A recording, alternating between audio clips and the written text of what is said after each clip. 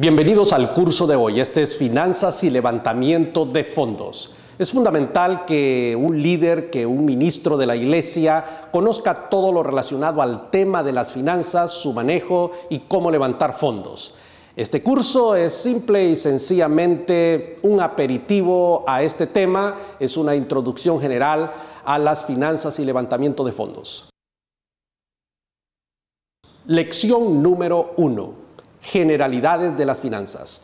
Esta lección la hemos dividido en dos partes principales. La letra A es la definición de las finanzas. Veamos. Las finanzas es el estudio del flujo del dinero entre individuos, empresas o estados y se relaciona con todo lo que tiene que ver con captación, administración, beneficio de recursos económicos. Este es el tema que estudia las finanzas, la obtención, la gestión, la administración, la utilización del dinero. Letra B, funcionamiento financiero. Una organización cuyo ingreso es superior a sus gastos, entonces estamos hablando de organizaciones de préstamo que pueden invertir o pueden prestar ese dinero para captar mayores recursos, y a estas se llaman organizaciones superavitarias, y lo contrario son las deficitarias, que son aquellas que necesitan de financiamiento para llevar a cabo todos sus proyectos. Un banco es una entidad que reúne las actividades de préstamo de muchos prestatarios y prestamistas, acepta depósitos de los prestatarios a los cuales les paga un interés. Estas son las típicas funciones de una entidad, de una organización que tiene un superávit. Todos esos detalles usted los va a poder estudiar en su material, y también al final de cada lección usted va a poder responder a preguntas que se efectúan para reflexionar sobre estos temas. Muy bien, pasemos a la lección número 2. Estados financieros. Letra A, estados financieros de propósito general. Veamos el primero de estos, son los estados financieros básicos. Bajo este título se enumeran aquellos tipos de estados financieros que constituyen los aspectos básicos de un informe. Por ejemplo, el balance general. Este estado debe relacionarse con los activos, pasivos y el patrimonio, con el propósito que, al ser reconocidos, se pueda determinar razonablemente la situación financiera de la organización, de la corporación, de la iglesia, etc. Entonces, muy importante los balances generales. Luego están los estados de resultados, que es la sumatoria de los ingresos, los costos, los gastos.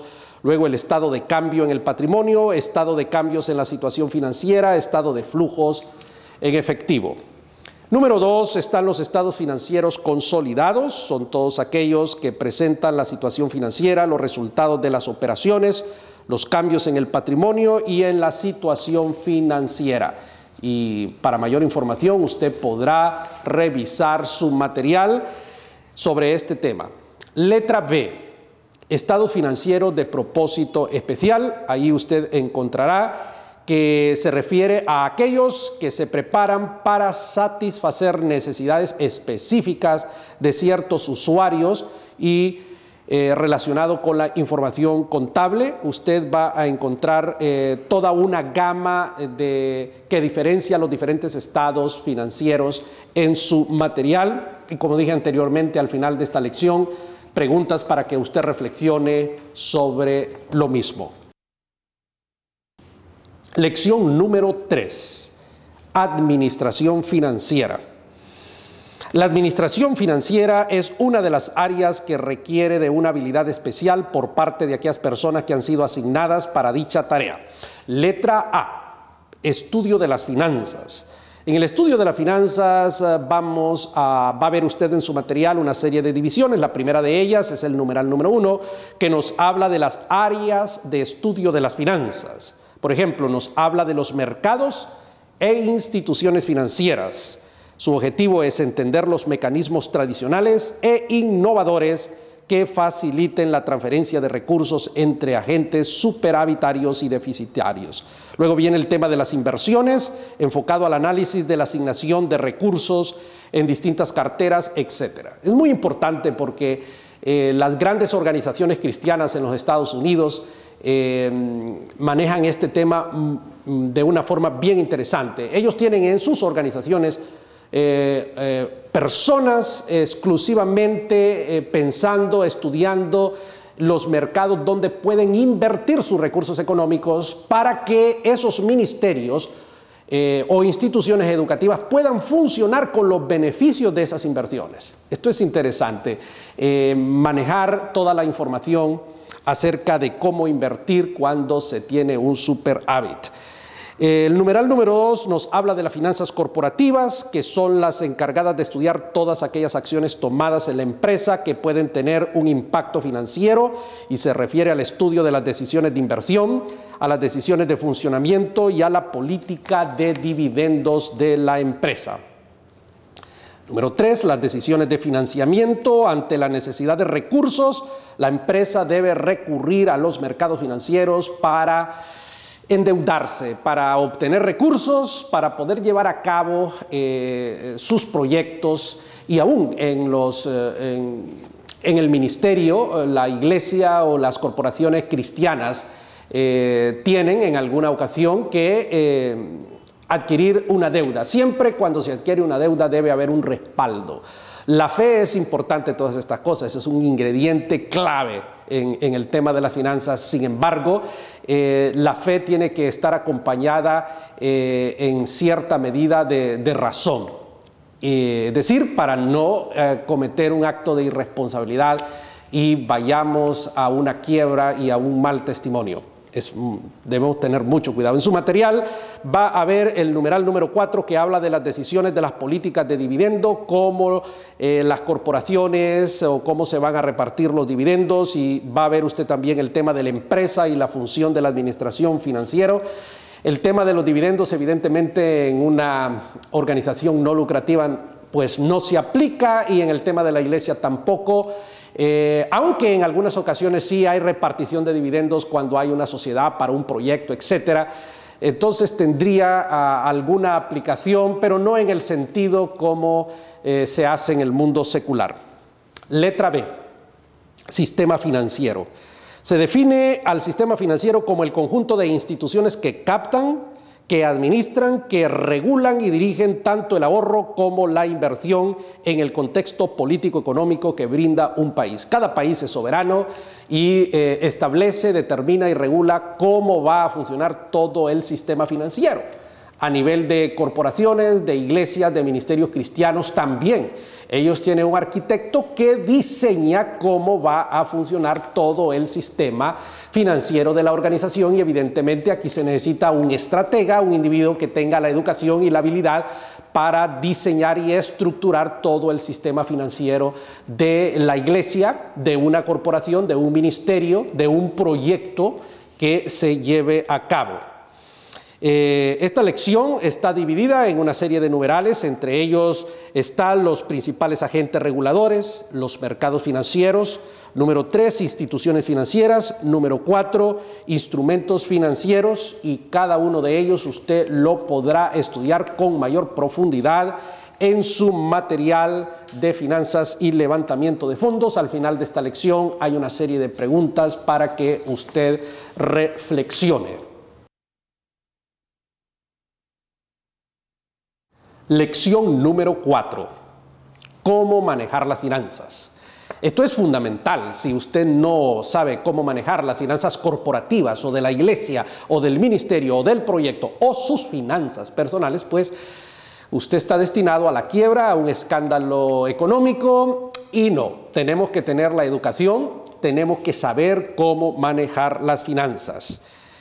Veamos en primer lugar, y esta es la letra A, el pensamiento secular en cuanto al dinero. Comencemos con esto. Veamos lo que dice la gente que no conoce a Cristo sobre esto. En primer lugar, dice: el dinero es usado como un arma para controlar. Yo lo gané, yo decido cómo usarlo. Aunque esto no debería ser así, desafortunadamente lo es. El dinero controla. Quien tiene la plata controla. Especialmente, decimos nosotros, quien firma los cheques. Otro concepto: sirve para comprar el amor, dice la gente. Bueno, economizar para tiempos difíciles, dice alguien, con el dinero se consigue todo. Bueno, se consiguen muchas cosas, pero no se consigue lo más importante. Otros conceptos dice, las mujeres no administran bien el dinero.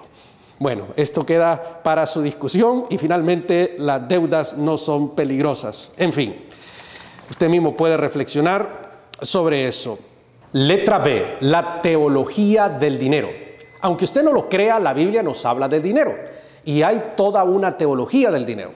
Nos habla de cómo se capta el dinero y cuáles son los principios éticos, porque hay principios que son antiéticos, y por supuesto nos enseña cosas tan interesantes como que el 10% de todo lo que percibimos debemos dárselo al Señor con alegría, con gozo, pero sobre todas las cosas como un acto de adoración. Usted puede estudiar con mayor profundidad el tema en su material de finanzas. Solamente quiero señalar algunos detalles, por ejemplo, dejar claro que Dios es el dueño del dinero. Eso está en Ageo 2.8. Número 2, el diezmo es una señal de reconocimiento de la soberanía y de adoración al Señor. Número 3, Él nos da la fuerza para adquirir el dinero. Deuteronomio 8.17. Otro, hay peligro en el amor al dinero. La Biblia dice es la raíz de todos los males. Usted encontrará más información en su material. Letra C, secretos financieros. El dinero es una bendición por parte de Dios y Él nos lo da para que ejerzamos la mayordomía sobre Él. Esto es importante. Tenemos que dejar claro el concepto mayordomía. El dinero que captamos, que recibimos o que decimos nosotros que ganamos, en realidad no nos pertenece. En realidad le pertenece a Dios y nosotros somos mayordomos. Mayordomo significa un individuo que cuida, que administra algo que no le pertenece a él, sino a otra persona. Ese es el concepto de mayordomía. Entonces tengamos eso claro. Hay algunos secretos para ser excelentes mayordomos. Usted lo va a encontrar en su material. Veamos alguno de ellos. Número 1. Coloque a Dios en el primer lugar y no gaste más de lo que gana. Eso es fundamental. No gaste más de lo que gana. Ahora, si gana muy poco, pues, y usted gasta más, pues está en un problema gravísimo. Es bien difícil, pero hay que amarrarse a esta regla. 2, no gaste antes de ganarlo. Esto es complicado cuando usted ya recibe su cheque, lo tiene ya hipotecado completamente. Número 3, tenga un presupuesto. Es fundamental. Trabaje en base a un presupuesto, sea rígido con ese presupuesto y esto es muy importante. Cuidado con las tarjetas de crédito. En el mundo en el que vivimos ahora es bien fácil pasar una tarjeta de crédito y cuando usted menos acuerde está ya con el agua en la nariz. Número 5, debe ser administrado por la persona más hábil. Esto es para las parejas. A veces es el hombre, a veces es la mujer quien tiene mejor o mayor habilidad para manejar las finanzas. En una corporación, en una iglesia, en un ministerio, en un proyecto debe haber una persona que sepa cómo manejar las finanzas y que haya dado un testimonio de ser un buen mayordomo y administrador de aquello que no le pertenece. Si tenemos a una persona descuidada, compulsiva en el tema de gastos, entonces esa organización o familia o lo que sea estará en un grave problema. Practique el ahorro, esto es muy importante, a pesar de que gane poco, no importa, aunque ahorre, aunque sea lo mínimo que usted pueda, pero ahorrar es clave, es muy importante crearse ese hábito. Lección número 5, levantamiento de fondos. Amigo mío, el ministerio, la iglesia, proyectos de la iglesia requieren de recursos financieros. El tema del dinero debe ser un tema que debe ser abordado en la iglesia. Debe la gente ser educada a cómo levantar recursos económicos. Este material nos habla de eso. Finanzas, dinero, manejo, captación de recursos, funcionamiento de sistema, balances, pero también nos dice cómo levantar dinero. Levantar dinero es un arte, pero también hay formas antiéticas de levantar dinero. No, estamos hablando de formas éticas, formas correctas, formas válidas. No hay nada malo con eso. La lección 5 nos habla de la importancia de la necesidad. Letra A, los líderes y el levantamiento de fondos. Hay personas que no se dedican o les da temor levantar fondos por algunas razones. Una de ellas, número uno, la crítica y nuestra reputación. Podemos ser tildados de individuos materialistas, que estamos enfocados en el dinero solamente. Hagamos caso omiso. Encontramos en el apóstol Pablo un ejemplo de un individuo que levantó dinero para los pobres que estaban en Jerusalén. Usted puede leer 2 de Corintios y va a ver que Pablo hizo este ministerio. Número dos, falta de confianza en uno mismo. A veces creemos que no podemos nosotros pararnos y desarrollar un proyecto de levantamiento de fondos para realizar un ministerio, un proyecto, una obra misionera, qué sé yo. No, debemos tener confianza en nosotros mismos, creer que Dios lo puede todo, que Dios puede usarnos, etc. Número tres, el contexto socioeconómico. Podemos decir, esta iglesia es muy pobre, esta comunidad está en una miseria, y si nosotros mismos nos cerramos en ese sentido, entonces no haremos nada.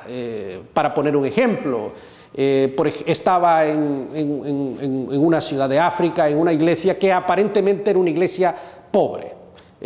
Cualquier persona normal jamás se hubiera atrevido a levantar fondos en esa iglesia. Sin embargo, en una mañana el pastor estaba allí levantando fondos. ¿Y saben qué? Me sorprendió, levantó más de $2,000, créalo usted o no lo crea. Yo quedé boquiabierto. $2,000 aquí en esta iglesia. Yo no me hubiera atrevido a levantar siquiera $10 y el tipo levantó más de 2,000. Por eso no se deje llevar usted por lo que mira. Dios tiene unas formas de actuar y Dios conoce a las personas que usted puede desconocer. Letra 4, creer erróneamente que Dios no necesita de nosotros para financiar su obra. Sabemos que Dios no necesita nuestro dinero y si Él quisiera no necesitaría de nosotros, pero lo cierto es que Dios hace todo a través de nosotros y Dios requiere de nuestra fe, de nuestro concurso, por lo tanto hay que hacer este trabajo. Letra B, una obra que trasciende. Una mejor forma de motivar en el levantamiento de fondos es que propongamos algo, un proyecto o un ministerio que va a trascender, que va a dejar un legado, que va a servir, que va a ser de beneficio a otras personas. Porque si estamos levantando fondos para algo irrelevante, algo que no vale la pena, algo que es absurdo, pues mi amigo, la gente no va a dar dinero. Pero cuando nuestra causa es buena, cuando lo que está detrás de ese proyecto de levantamiento de fondos es algo que vale la pena, pues no tengan ningún temor, proceda de conformidad, porque nos gusta aportar para aquellas causas que valen la pena. Nos da gusto sacar la billetera y poner lo que Dios pone en nuestro corazón, lo que Dios nos dice y lo que podemos, según nuestras fuerzas, dar por una noble causa. Es una bendición hacerlo, de tal manera pues que asegúrese de que hay algo que trascienda. Y finalmente, la visión y la provisión, esa es la letra C. La visión, entre otras cosas, es la fe de que algo puede ser, alimentada como una fuerte convicción de que debe ser.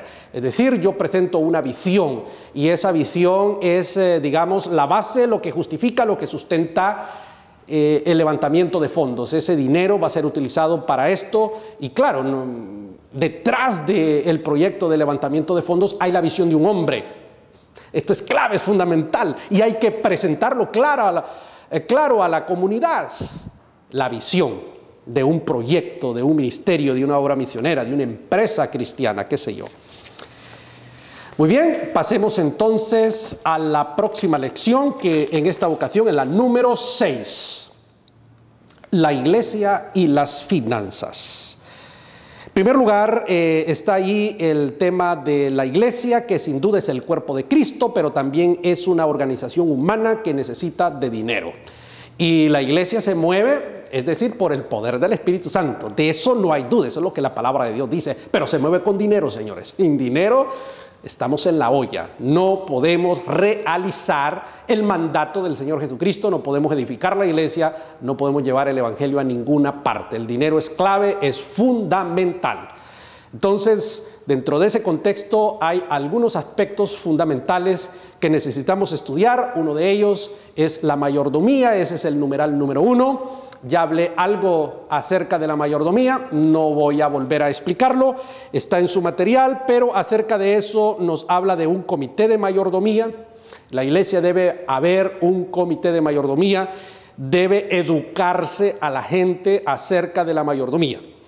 Mire, la gente viene con principios del mundo, principios satánicos sobre el tema del dinero.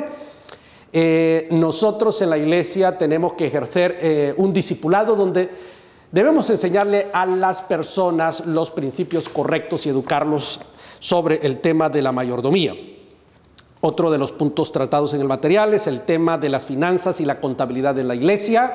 La iglesia es el cuerpo de Cristo, pero debe funcionar como una institución con todas las de la ley en el tema de las finanzas, con sus contadores, con todos sus equipos, con su software, con todos los mecanismos para dar los informes, los reportes a las personas correspondientes, a los miembros de la iglesia, si ese es el caso.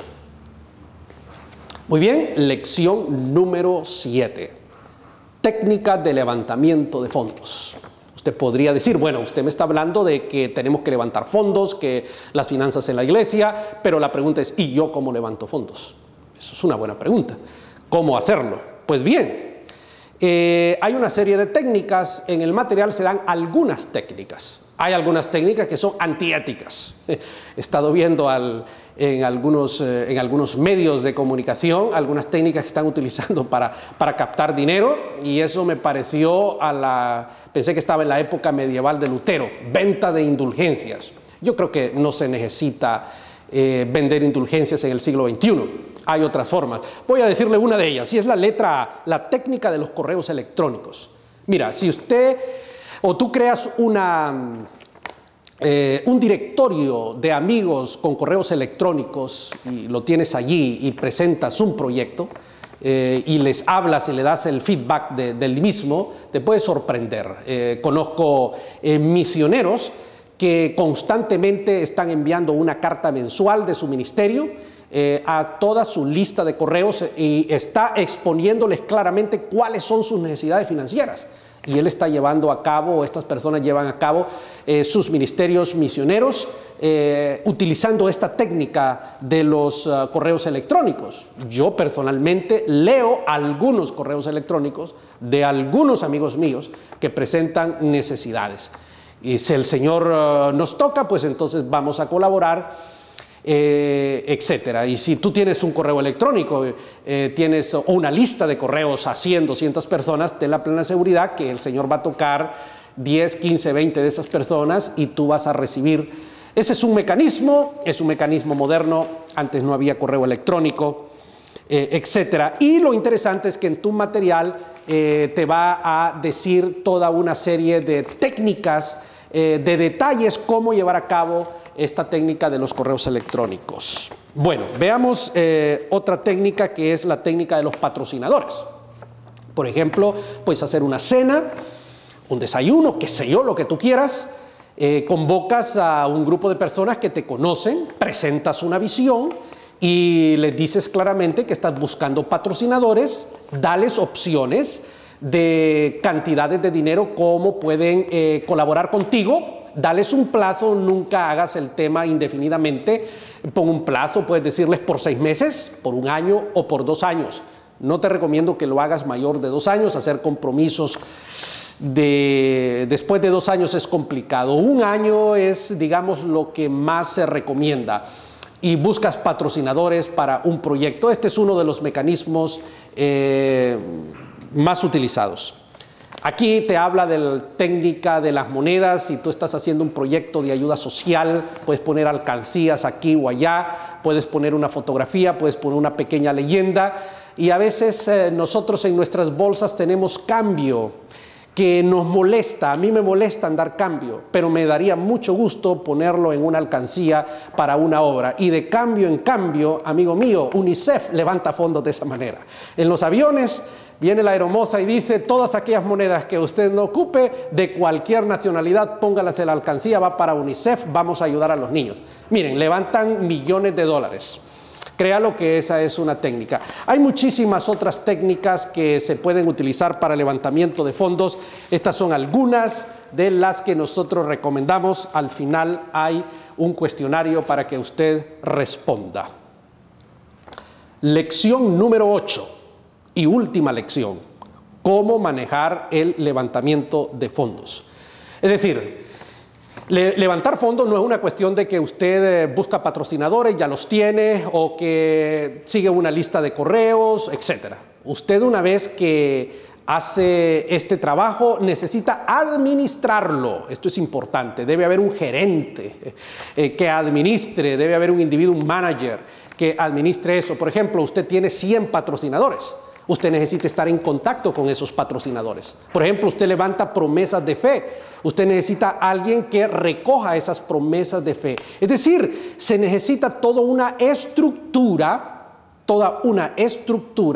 para la administración de esos fondos que se levantan. Eso lo va a encontrar en la letra A de su material.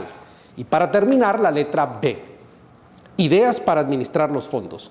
Cuando se realiza un evento de levantamiento de fondos de dineros, no todas las personas hacen cheques o dan dinero en efectivo, sino que hacen promesas de fe.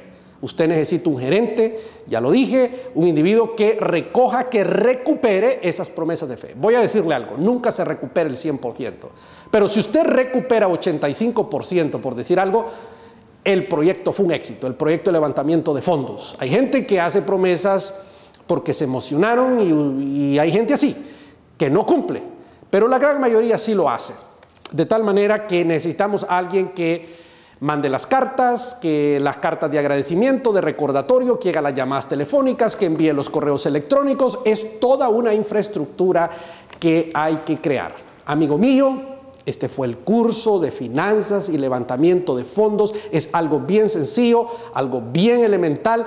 Y esta es una introducción, son pincelazos de esta ciencia, de esta necesidad que nosotros debemos de cubrir en la iglesia, en los ministerios, en las corporaciones cristianas, etc. Mi deseo es que Dios le bendiga.